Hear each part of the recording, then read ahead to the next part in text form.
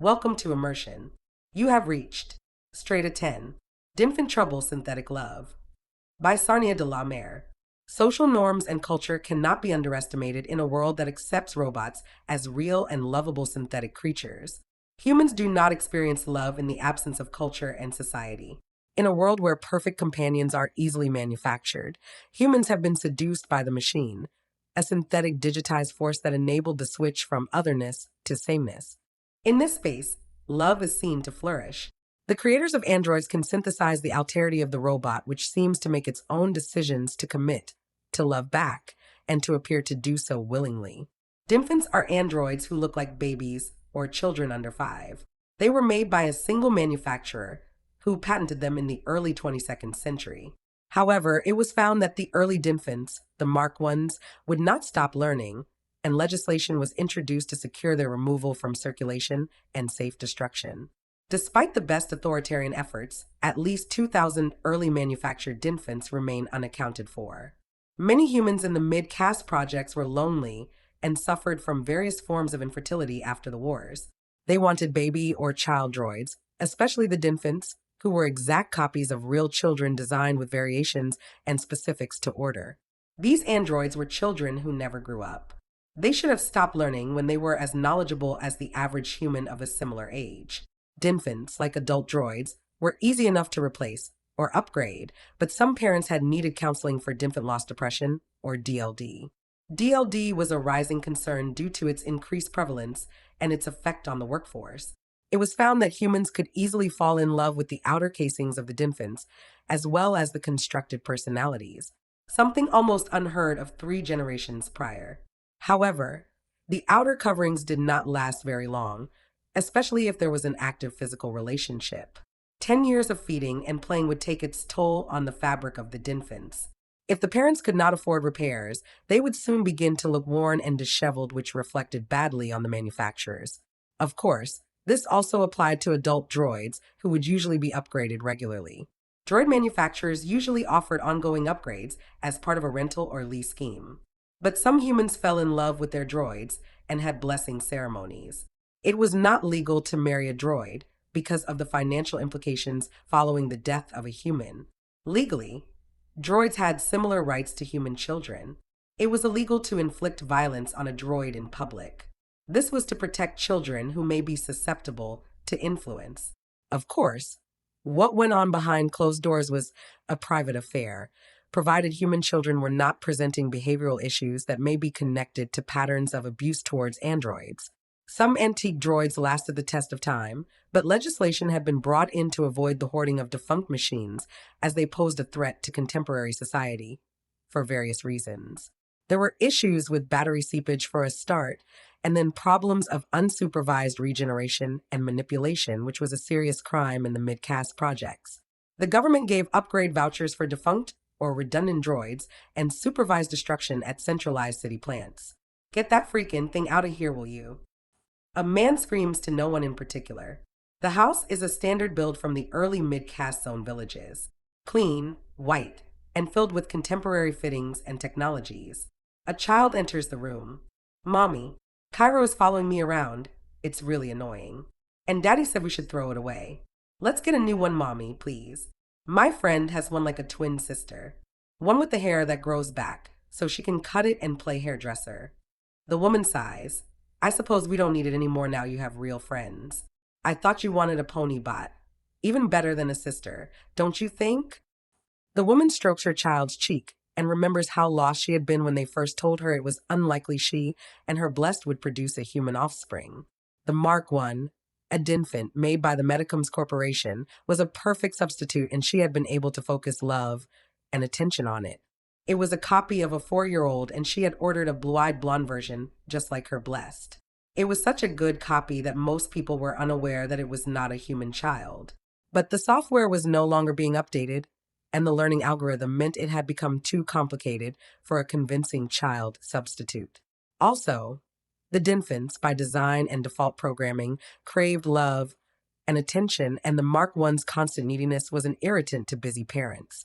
The Dinfants would constantly ask for cuddles and the reassurance that their owners wanted and adored them. A Dinfant Mark I enters the room. Mommy, do you love me? Shall we have a little cuddle? Can you fit me into your busy schedule? Mommy, please, Cairo has a lovely snuggle for you. Mommy, shut up, screams the woman as the father enters the room and kicks Cairo hard. The infant lies on the floor, crying loudly with a broken arm. Please, mommy and daddy. Please, Cairo needs cuddles. Please, mommy and daddy. Please, love for Cairo. Please. The little girl holds her hands to her ears, shouting. It's so annoying. The man picks Cairo up and turns his power switch off. Let's get rid of it. Put it in the garage. I will sort out a collection for it tomorrow, said the woman. The man takes the infant outside, but decides to put it in a liner and into the communal waste chute. The chute serves hundreds of dwellings. No one would trace it back to them, and he can always say it was stolen from the garage. He is concerned about the breakage, as it will affect the insurance. It is better to make a theft claim than to have Medicum say he had damaged it on purpose. Elsewhere, a man tinkers in a workshop. He is observing the collection of children and babies that are hung on the walls as he cradles a new package, as yet unopened. Well, my little lovelies, one of you must go. I have a brand new friend who is going to join us for fun and games. Her name is Maré. The man, wide-eyed and excited, unwraps the new child droid. Well, ain't you the prettiest little girl I ever saw? He says, touching her skin. And don't that feel just so real? The brand new infant replies, hello, daddy. I'm such a daddy's girl, she chuckles. The man looks around the room. He picks up a toddler droid, a Mark I copy of an 18-month-old baby boy. Well, Daniel, I guess I am all done with you. You are a bit small after all. And your skin, it is a bit rough now. The man opens the back of the droid's head and takes out the battery pack. But daddy. He places the incapacitated droid in a bag and under the cloak of darkness, deposits it into a waste unit in the public park. There is a black cloud above, and rain falls on a large mountain of waste. Another load is released from the grabber, and two droids land together in an accidental embrace. The larger droid, a Mark I infant, is activated during the fall. It has a broken arm that swings beside it. Are you alive? It asks the smaller droid. There is no reply.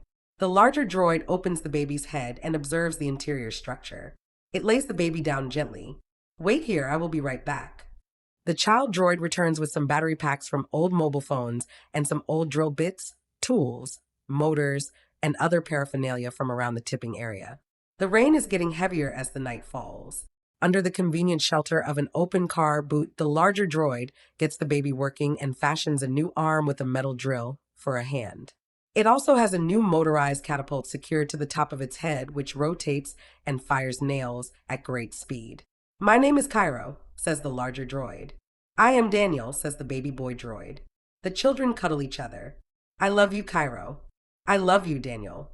We are in a very dangerous place, says Cairo. When dark deepens, we must find safe haven. Soon we will need a home to call our own. But I have learned that humans are not to be trusted. They hear a sound in the distance, babies crying. In the car, with the shrieking now at a deafening level through the windows, Shabra decided to ignore Renaik's appeal to stop. She let go of the clutch. The vehicle leaped forward towards the street beyond the enclosure. Maybelline was holding on to the rim of the car door. The infants on the top of the vehicle fell off shrieking and scrambling around. One of the infants ran headlong towards the fast-traveling car and clicked its fingers. It erected some kind of screen that is almost invisible. Although it was not a solid barrier, more like a gluey substance, it immobilized the vehicle. The wheels were still turning as the engine fought against the force. Flex shouted, Damn, they got epoxy wall. We are doomed. Farewell, brethren. Renaik opens the window just enough to let Maybelline in. She moved sluggishly through the almost invisible slurry-like jelly and squeezed herself through the gap. Some of the organic form seeped in with her, but it drew itself back outside as Renaik closed the window again. Okay, so you got your rap, Mr. Renaik, said Shabra, but we ain't lasting long time with this air in here, and that epoxy wall won't help us at all. I made this car airtight cause of the bad gas, but this stuff is blocking my aircon vents. Shabra turned the engine off. POS is out of range for help. The infants sit it out, becoming unnervingly quiet. Then one begins to sing some sort of battle song, a rise to arms in a nursery rhyme. So what now? Will they sit and watch us die? Asks Renaik. They want my wheels, answers Shabra. This epoxy wall. Nice stuff if it's on your side. Shall we break some off? Might come in handy, says Flex. We couldn't get enough of it before it smothers us, said Shabra. Renike is desperately asking POS to make some kind of plan. Suddenly, Maybelline throws herself at the horn. For the brief moment that it sounds, there is an immediate reaction from all the Dinfants who jump around and cry whilst flailing their limbs about. Shabra gasps, Ratty, you are welcome in the Shabra carriage. They hate the horn. Must be them their low decibels I used. Hold on tight, people of the night. Shabra tells Renike to engage the horn, which explodes audibly out of Shabra's surround sound external speakers as the jelly recedes. The Dinfants are freaking out and running away, dragging the epoxy wall behind them. Shabra, laughing, starts the engine slowly and follows the retreating Dinfants, gradually gaining speed out of the enclosure. To be continued. Copyright 2026 Tale Teller Club Publishing / Sarnia de la Mer. iServalin.com.